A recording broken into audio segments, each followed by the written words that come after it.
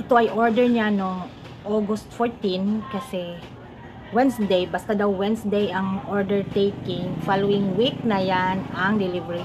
So ang aking delivery is Tuesday, Wednesday ang kukuha order. So ito yung order ko. Tita Barla Loving Life. Yes, welcome to my vlog. Please subscribe and click the notification bell for more updates. See ya! Tita Barla at ang bago niyang buhay. Bagong ticket. Good morning mga kasari, mga katita. This is Tita Barla. Welcome to my channel. Today is August 20. Papakita ko sa inyo ang delivery ni Vitalize as Unilever. Ito ay order niya no August 14 kasi Wednesday, basta daw Wednesday ang order taking, following week na yan ang delivery. So ang aking delivery is Tuesday, Wednesday ang kukuha order. So ito yung order ko na worth 737 and 75 centavos. So ipapakita ko sa inyo kung ano-ano ang mga laman ng aking mga order. Ito ay August 14 nang nagkuha si Sir ng aking order. At ito naman si Sir nang mag-deliver. Iba ang mag-deliver, iba din yung magkukuha ng order. Pag may delivery na, may panel na, pag Sir, good morning. Vitalize today is 737.61 pesos. Dalawang tie ng cherry blossom, dalawang tie na sunfresh.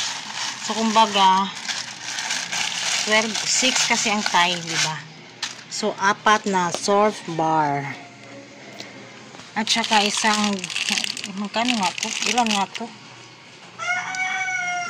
Ladies choice 12. 12 pala to. 12 daw. Ay, ano to? Hindi ko alam. Ilan nga to? Ah, buy 6 pala to. Buy 6. Buy 6 ladies choice. Chicken spread, may free na isang kopiko. So, meron akong tubo nito. Ibebenta ko si kopiko 10 pesos. At itong si Deep Restore Vaseline. Personal ko to. Magkano ba to? 303 pesos. Ayan. Siyang pinili ko kasi hindi naman ako mahilig dun sa mga whitening na lotion. Basta lotion ako na hindi whitening. Pero ito lang ang hindi may whitening sa kanila. So ito nang pinili ko. Yan. So a total of 737 and 61 centavos. Okay. Pala to kay Sunsilk kanina. Okay. Isang pack. Oh, ito oh, buy 11 get 1 free. So at least may mga kita na tayo agad ba? Sa kayong lahat dyan, mga OFW, hello, hello.